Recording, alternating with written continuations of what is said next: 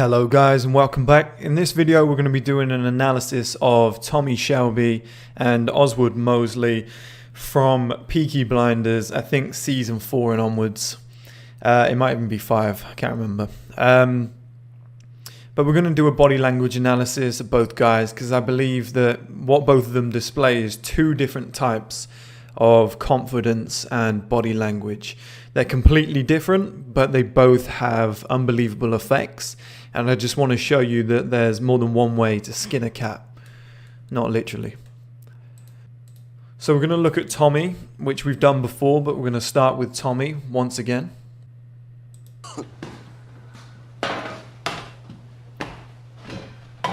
Shall I leave you alone? Came here for company. Where's Harry? He took the night off. I went to the pictures.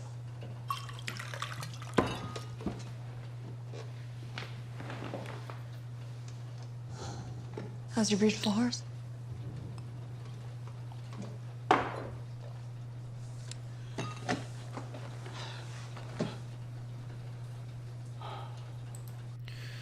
So this is hugely important already. We can see that basically what I want to show you guys is that Tommy just does nothing. His one form of body language is he doesn't necessarily talk a lot, he doesn't necessarily move a lot, he doesn't necessarily increase his tone or decrease his tone. It's quite monotone the whole way throughout. As I've said before, that is resemblant of a Birmingham accent, but he is just completely unreactive in every sense. Sometimes he doesn't even answer people's questions. In this scenario, he's taken something like 15 seconds to answer a question, and she's been talking ever since he walked in. She's probably said 10 times more words than he has, and he's just sat there calmly. It's unbelievable. I just put a bullet in his head.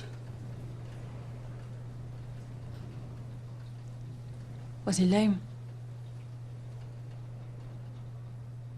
He looked at me the wrong way. It's not a good idea to look at Tommy Shelby the wrong way. It's the same again. He hasn't really moved. He's not said a lot of words. You know, his head isn't moving. His tonality is exactly the same throughout. You know, it's very monotone. And he just looks very, very calm and relaxed. He rarely gets out of this situation of being calm and relaxed.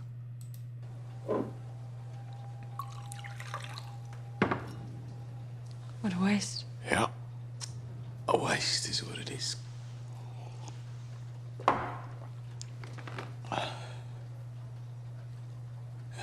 You know, in France,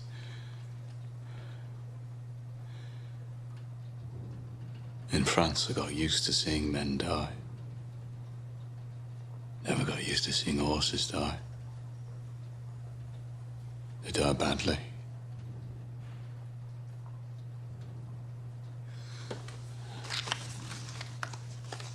I don't get a dress like you asked. Thanks. Again, he's doing the same thing. He doesn't react to people talking. He kind of stops and thinks about what he's going to say next. You know, there's these massive moments of silence. He doesn't use or ahs, or, to be honest, doesn't really even use facial expressions. He just kind of waits and just thinks about his response. It's Cheltenham you're talking about.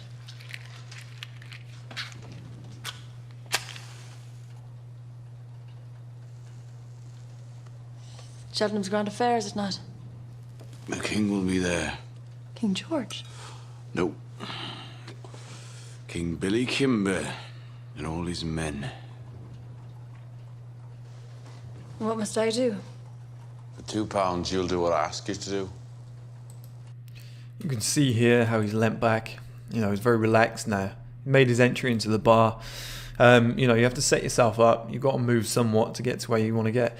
But he sat here, he's very relaxed. You know, she looks quite uptight. We can see here the way she sat in her chair, you know.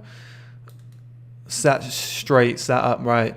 You know, it seems as though she's not sat back in her chair here. If we go back, what we can see is, it doesn't seem as though, you know, we've got this gap here. We can slightly see a gap where her back isn't exactly against the chair. And we can see that there's a bigger gap here than there is there, which means that her body is rotated and turned to be looking at Tommy, which means that he is the focal point and he's asserted body language dominance already, because accidentally, subconsciously, whatever you want to call it, she has angled her body and her chair, as we can see from the legs here, in order to face Tommy. Whereas he's actually looking off into that direction, his shoulders are even pointed into that direction, and he's sat back relaxed in his chair. So it shows the dominance hierarchy there. I want 3. If I am meeting a king, I won't be wearing a cheap dress. Again, a giant pause, no reaction. It's just such commonplace for Tommy to do this. Look, he literally has this facial expression 90% of the time, where he's more of a thinker than a talker.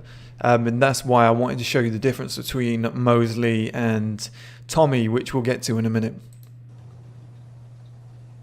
And I asked you to let me sing. It's part of the deal now, too.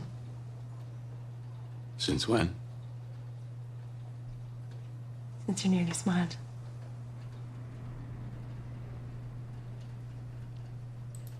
And another pause with no response. Do you know what, guys? Actually, it's very similar. I don't know if you guys have watched the old video that I had from the MSI college days of Drive. What's his name? Ryan Gosling. So I did one on Ryan Gosling in the film Drive, and he says something crazy like 280 words or less than 800 words in the entire film. I can't remember the exact total. It's something around that amount. But he says barely any words in the entire film. Enough, so little that people have been able to watch the whole film and count. That's a little amount of words he actually says. And it's a very similar reaction as to Tommy. I think both guys kind of get talked at, and instead of responding, they go quiet, they nod, maybe a little smirk, they move on, and then the other person starts talking again, and their reaction was enough to kind of answer the question and carry on with the social interaction. It's a very strange thing to do. It's very hard to do, but it works. It works really, really well if you've got the right persona to go with it, which is why I'm doing the comparison, which I'll show you guys later. Saturday nights, open and easy. Everyone gets to sing their song just like we did in Dublin. You never worked in Dublin, so don't lie to me. That there is a challenge. It's not such body language, but it's more in the words that you say and personality traits. But the way he's just challenged her, and you never worked in Dublin, don't lie to me. It's quite authoritative words. It's quite assertive. Matched with the body language, it works perfectly. I asked around about that pub he said you used to work in. I have friends over there. No one has heard of you. Now that Tommy's saying a couple more words, we can hear that his pacing is fantastic. So one thing that not a lot of people know about body language, and a lot of presidents are taught this. I think personally Obama was the best to have ever done this. Clinton was pretty good too, but I think Obama was the best ever, is the pacing of your words and the speed at which they come out. So you get a lot of people who are low on confidence. I know a lot of women do this. A lot of women talk faster than men because historically they've had to squeeze their words into a small amount of time in order to be heard. And children do it too, because at any moment they could be interrupted or told to be quiet and sit in the corner. And they talk very fast like this, and they try and get all their words out. And Dad, watch me, watch me.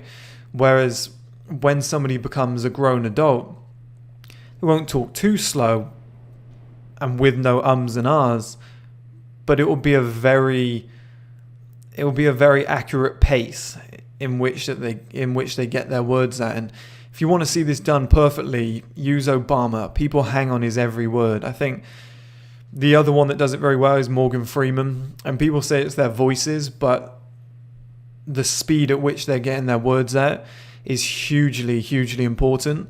And I think there's actually like a golden ratio as such, where you say this many words in this short space of time. So every 60 seconds you should be saying a certain number of words or something like that. And I think presidents have and actors, but presidents especially, have worked very, very, very hard in order to get that pacing perfect so that people respect them, trust them. You know, there's so many components that come with it, and it makes you look like a stronger man. Tommy Shelby's fantastic at it, as is Mosley.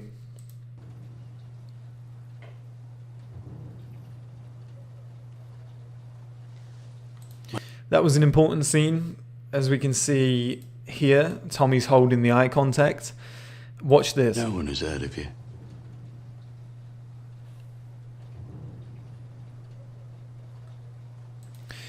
There.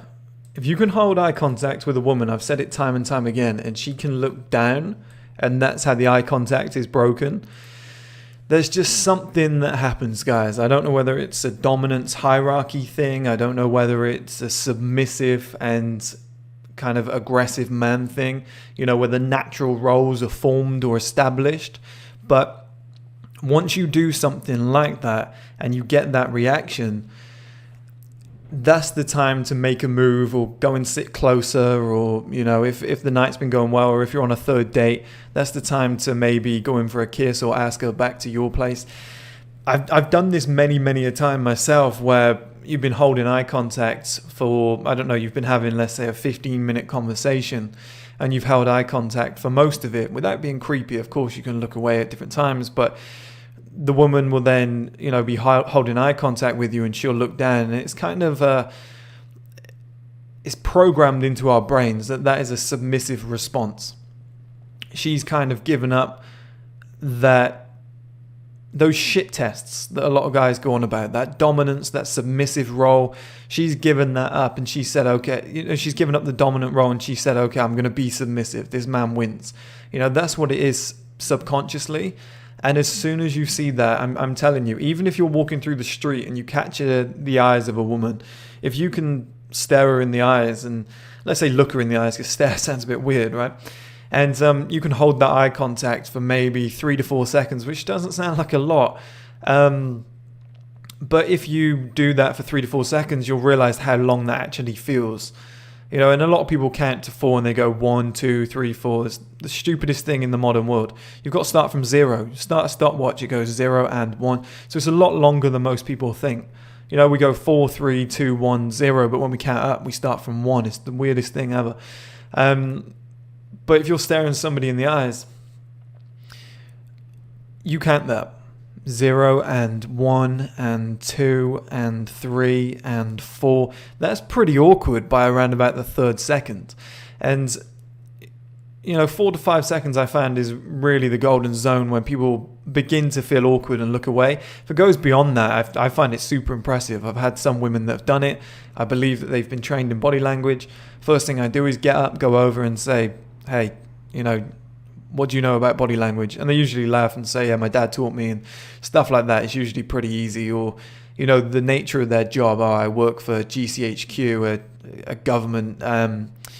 People believe that it's like 007. They believe there's a lot of spies that work there. But, you know, a lot of people are trained. It's kind of like a central intelligence kind of place in Cheltenham. This is actually mentioned in this scene, Cheltenham, actually, the races. It's a place in Gloucestershire that I live near. And, you know, you get a few people that have that kind of training. But on the whole, most women will look away 3 to 4 seconds. If they look to the right and left, maybe they're not interested in you. Maybe they've got high confidence. Maybe it didn't work. You know, but if you get a woman who locks eyes with you for 3 to 4 seconds, maybe she smiles or something, but she looks down, go straight over. You'll probably get the number. 9 times out of 10, you'll get the number. Unless she's in a relationship and she's just, you know, she's realized that she's fucked up. But, you know, you've got a giant chance when that happens. And we've just seen that scene there.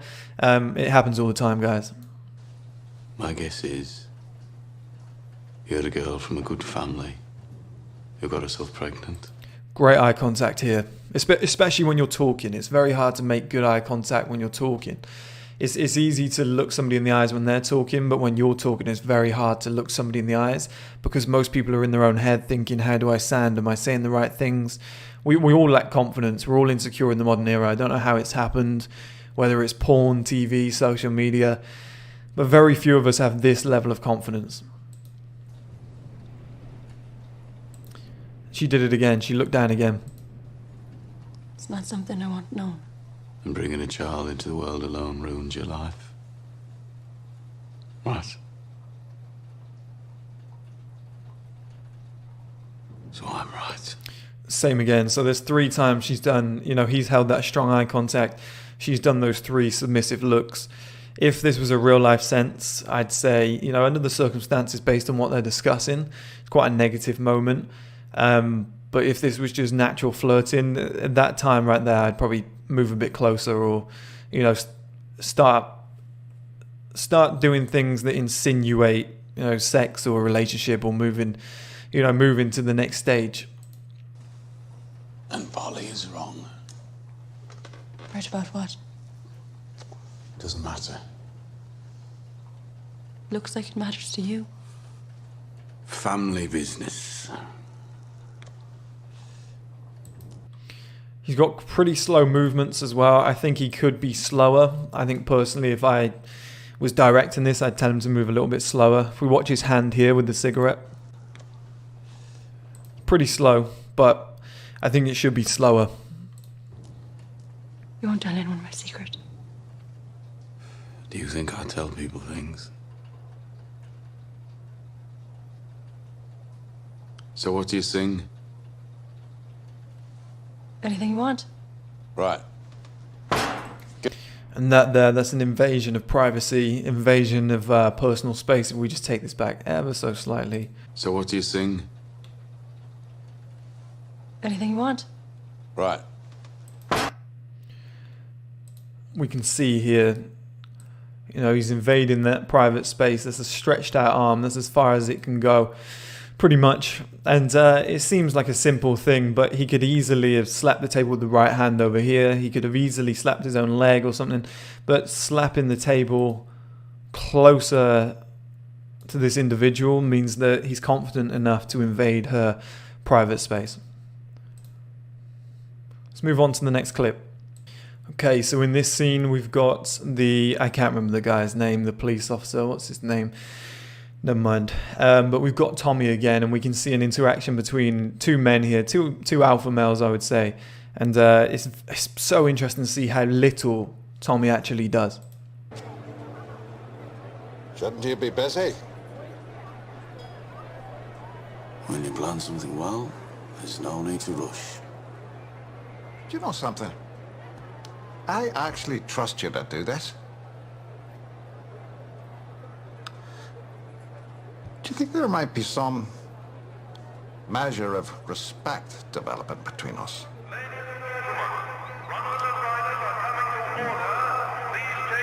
Old foes that have grown to admire each other and see each other's professional virtues. So we can see there, this very dominant pose. It's very confident and relaxed. Tommy's not even looking at him, number 1. So he's looking straight ahead. He's minding his own business. He's doing what he wants to do. Number 2, I used to do this pose a lot, where you stand feet probably wide apart, I would imagine. I can't see them, but feet wide apart. Palms flat on the surface that you're touching. Obviously here I believe he's got a cigarette. But arms straight out in front of you, on the surface that's in front of you. You're taking up a lot of space. So you're dominating this area, your area. And then ideally, like I said, your feet should be wide so that you can take up more space at the bar.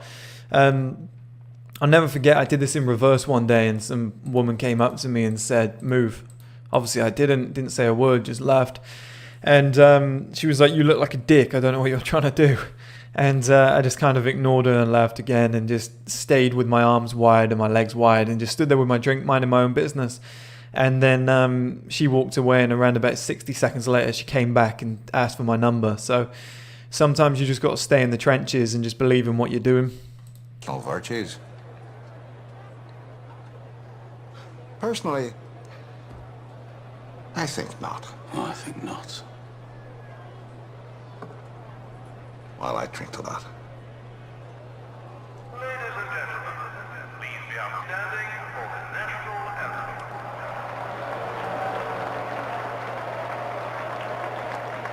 So is the plan that you'll stay together forever?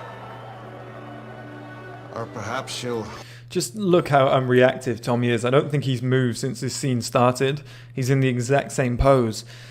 And, you know, you could say, oh, he's not doing a lot. You know, what kind of body language is there to analyze? But there's so much, because the fact he's not doing a lot, you know, when these people say less is more, that's exactly what we're getting here. We're getting less is more with Tommy. You know, he's just leaning on this table. He's just looking straight ahead. He's just in his own space. And that is massive in terms of confidence. Like if you've ever seen, the one thing I always thought was a separator, if you've ever seen people outside a building maybe waiting for somebody else, or somebody goes into a public toilet or into a restaurant to grab a drink or something, or in a shop, and somebody's got to wait outside for them, you know, like a boyfriend waiting for his girlfriend who's just gone inside. That guy will then start picking up his phone, or if they're sat at a restaurant and the girl goes to the toilet, that guy picks up his phone, he starts looking around, you know, he's very he starts flinching everywhere, you know, not very relaxed at all. Whereas the guy who just stands still confidently, or has his arms stretched out on the chair and just sits back looking straight forward, not like a psychopath of course, but just minding his own business, that is inner confidence. Because even though you're on your own, you're not worried about the, let's say, tens or hundreds of people around you, who a lot of guys get in their own head and think, oh, they're looking at me, they're judging me. Are people wondering why I'm on my own? Do I look weird? You know, there's other women walking past, what are they thinking? Just be in your own space. Poor for you. Take her husband's money. Is that the plan? How wrong I was about her. I was wrong about her as well.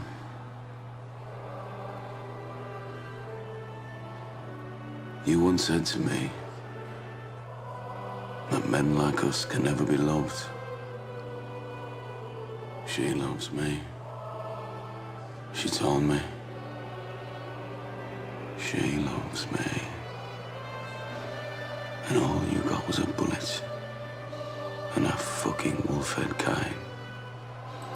We have that kind of monotone again, that very flat tone. There's two ways to do that tonality, and we'll see it when we get to Oswald Mosley. But Tommy's body language matches his voice. Wow. Bully for you. Congruency is a big thing. Consistency and congruency is a massive thing in body language. I remember when I did my course a few years ago, that was one of the main things they spoke about, of how, let's say you're somebody who's got a body like The Rock, you know, you've got a great frame, your body language is very, as they would say, alpha male. But then on the other side of the coin, you've got a voice which you talk very quickly, maybe you talk in a high pitch, maybe you sound stressed all the time. You know, those 2 or 3 components don't really go together, and everything needs to be congruent. So if you've got one trait that is a certain way, it's good to put everything in the same order. You know, especially the words you're saying. So if you got on a plane, for example, and a pilot was like, nobody panic, the plane's going to be fine, we're going to take off, it's going to be fine. You'd think, well, your tonality and your pacing doesn't really match what you're saying, you know, so how can I trust what you're saying? You know, or if in vice versa, if the pilot was saying, the plane is crashing, everybody's going to die, this is the end, good luck everybody, see you on the other side. You know, you'd think, why is he talking like that? Like, he's saying that we're all going to die and that the plane's crashing, but for some unknown reason, he doesn't seem too troubled. Is this a joke? You know, you wouldn't be able to trust the words that he's saying. And the words that you're saying need to match your tonality. This I know. Ahead of you is damnation. But I have the love of God and the certainty of salvation.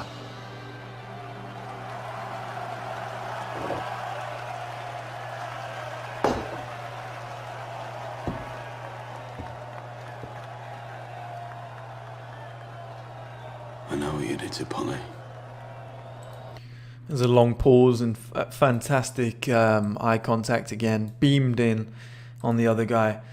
But he turned at his own pace. That's what I like. Too many people are reactive. He turned at his own pace. He's holding eye contact, and I believe he starts walking towards him now. I know what happened to Michael in jail.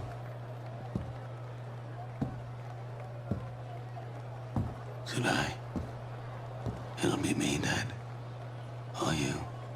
But whoever it is. Now, the whisper is a very good effect when you lean in.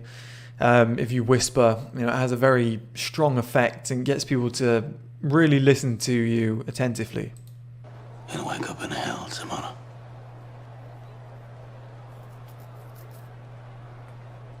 Ladies and gentlemen, the runners and riders are on the starboard order. That's very strong eye contact. Unbelievable eye contact there.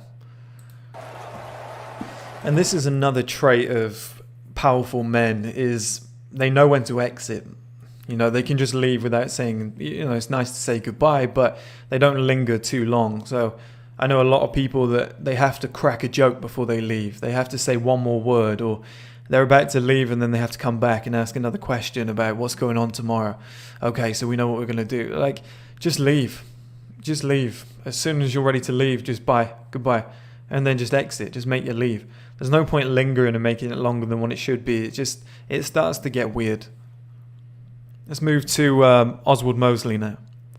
So the first clip we're going to look at is when he's talking to Tommy Shelby. Now, the things we have to look out for with Oswald Mosley is that he talks a lot more. His body language isn't necessarily as, let's say, basic or isn't as dominant as Tommy Shelby.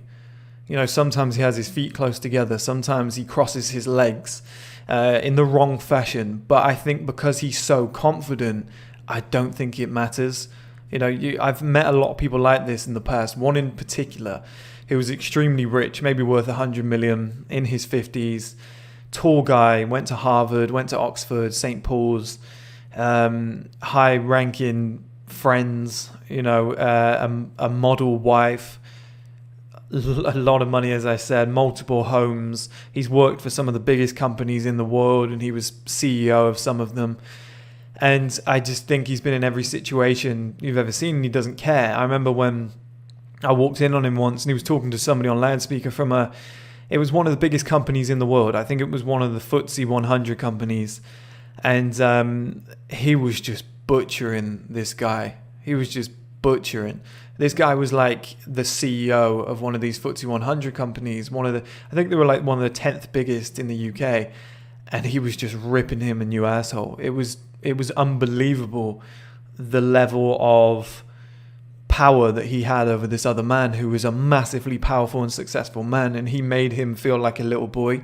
And I'm not saying that's good to do, but there's something about people who are wealthy, who are posh, who are brought up in a sense of they've been taught the right way, especially by way of social interactions. And the other thing is they've never had anything to worry about, because usually these people are in great shape. They care about physical health. They've got great education. They've always had money. So those kind of stresses that change our brain chemistry, they haven't had those.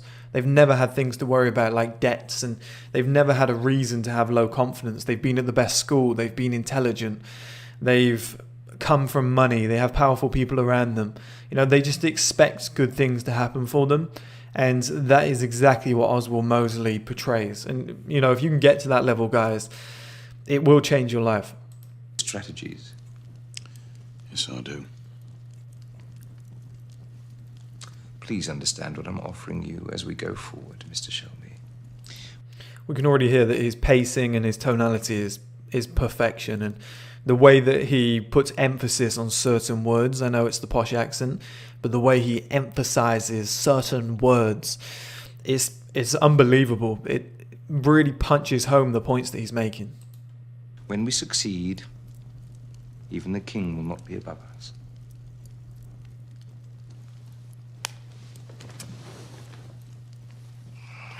Power.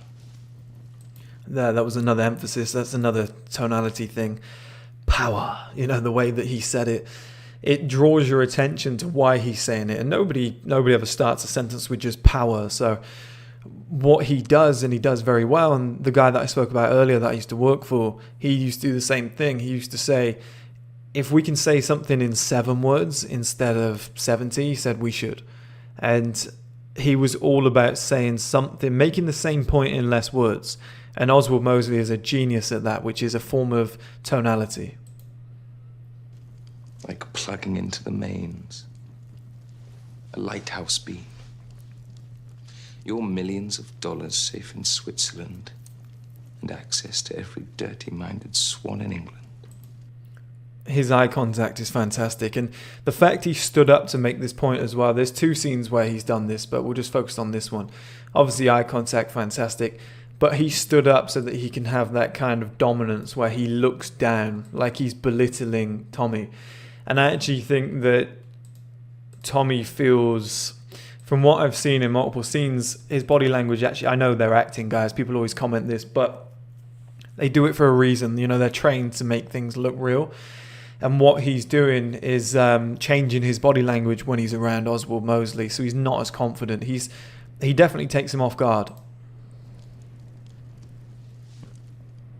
And again, didn't say bye, just left when it was the appropriate time. And I see this all the time with men who are at the top of their game. They just leave when they're supposed to leave. The man we're about to... Watch his thumbs here. He's doing this on purpose. This is what I mean by acting for body language. He's talking about Mosley arriving, and to look at his thumbs. He's fiddling with his thumbs, which is a sign of nervousness. Meet is the devil.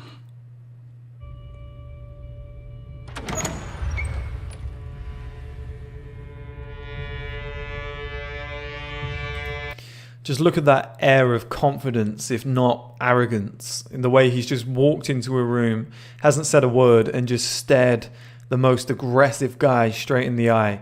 And definitely has won that kind of eye contact interaction there. Watch this. Do you know what, guys? I know it's in slow motion, but the poise on his face, the actor, I can't remember his name, he was in Hunger Games, wasn't he? But the poise on his face there is unbelievable. That is confidence personified.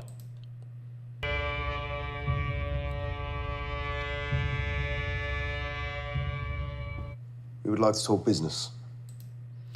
They've cut that bit out there, which is a shame. But what he does is he walked straight into the room. He's looked at one guy, looked at the other, looked at Tommy. And what he did is he immediately just sat down, which is... it's a massively dominant move. He's just taken control of the room. They've left the seat open for him, but he has walked into the center of the room, took a seat, and just taken over the entire dynamic of this room. Michael Gray. You lost all your cousin's money in America playing the fool. Fantastic eye contact again. A nightclub in Detroit called the Gladiator as your regular. You lost. See the way that Michael looked away. He's been beaten again by this body language from Mosley. And it's a completely different approach to Tommy Shelby. He uses more intelligence in the words that he uses rather than his body language itself. But I would say his poise and his eye contact is fantastic. Everything else he doesn't really care about because he knows he's just got that confidence to back it up. The money and found a wife there. And poor old Arthur Shelby standing there. Another trick that a lot of people use, they talk about somebody but they don't turn to look at them because it would be such an effort.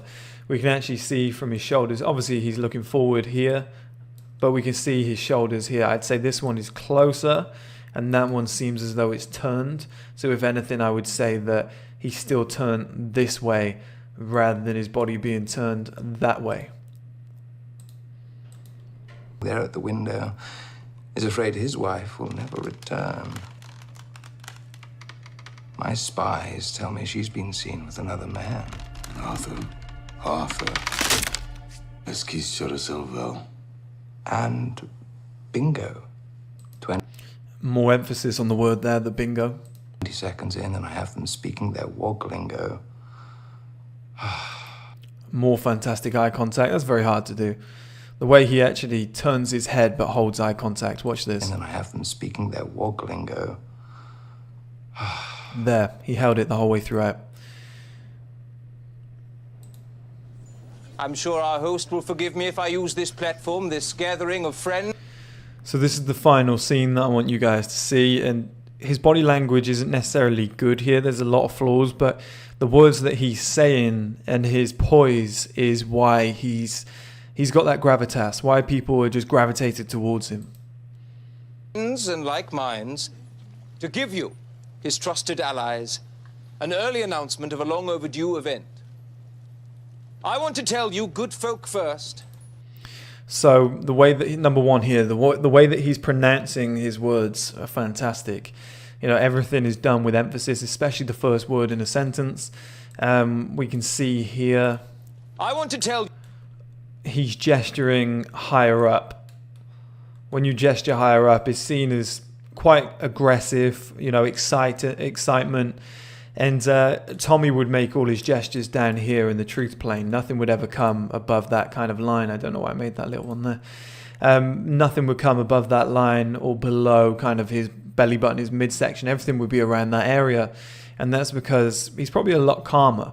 Whereas Oswald Mosley is much more excitable, much more, I would say, openly aggressive or just openly confident.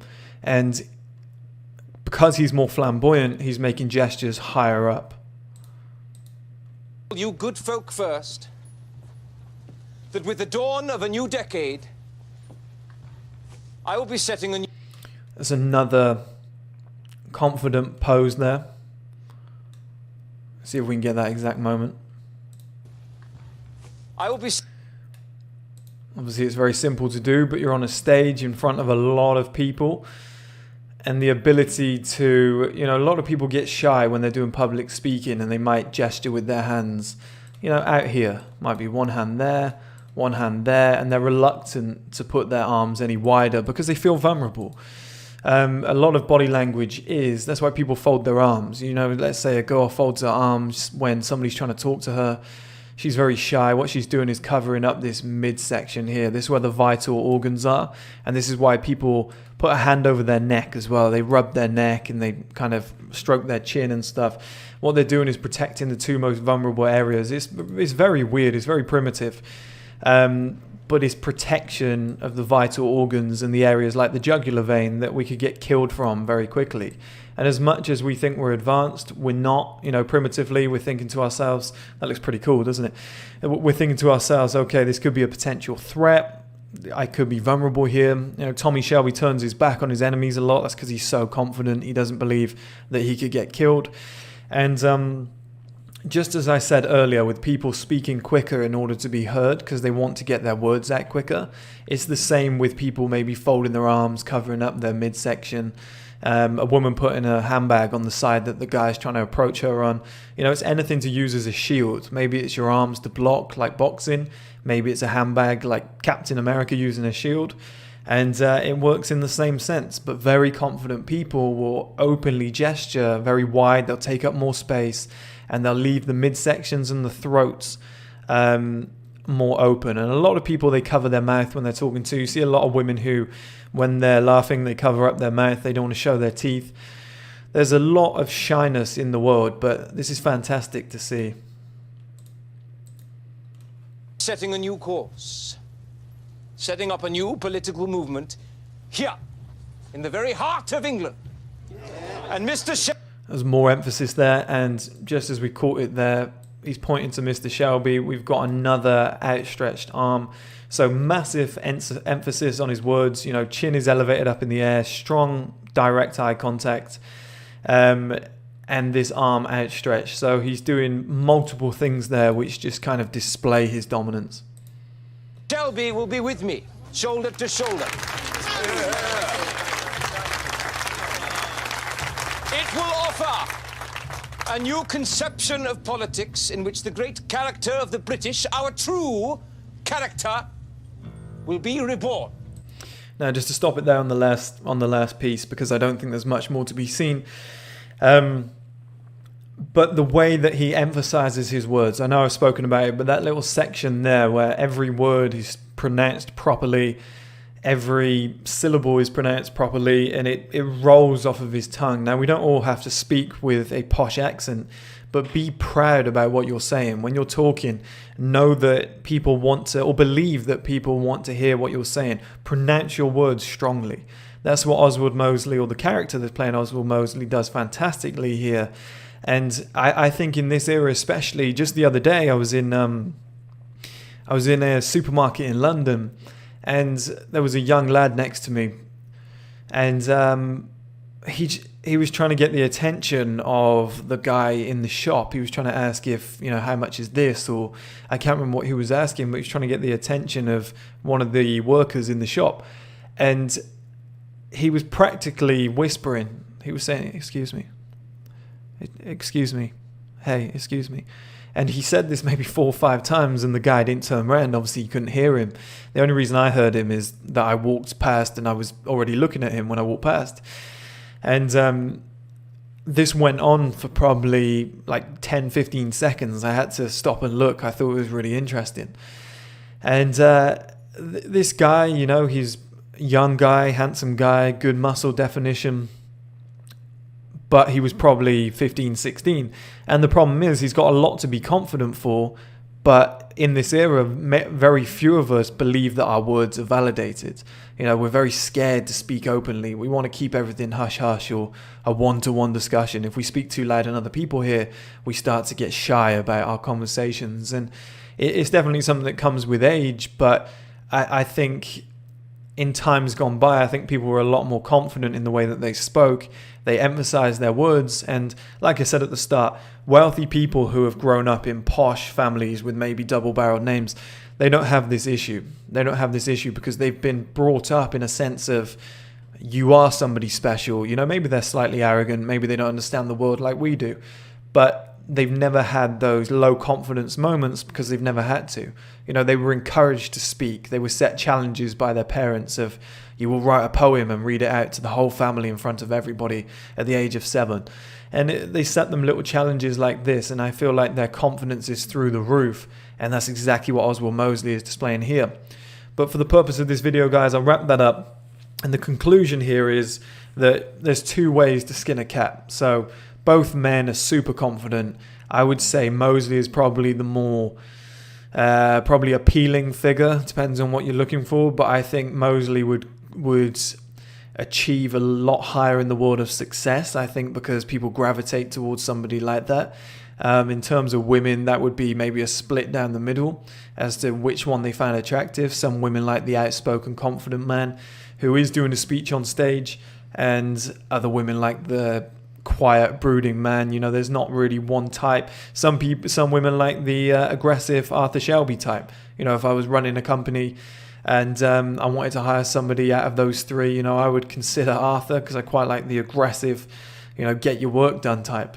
But out of those 2 men, they're both confident. They're both what would be considered alpha males. They're both dominant. They have different forms of aggression, but they get towards those end goals in different ways. Tommy's a lot more quiet. He says less, he does less, but his actions speak for him. Oswald Mosley, fantastic education, intelligent individual, very articulate, and he uses that to his advantage. And while he's doing this speech, his arms were wide, but his feet were close together. And there's certain things that I would have changed about the way he moved if that was an Arthur who was trying to be aggressive, or a Tommy who was trying to be, the dominant individual. But this is done through Mosley in a more, like I said, intelligent, articulate, educated way. And his focus is very much on his tonality, his poise, and I would say 100% his eye contact.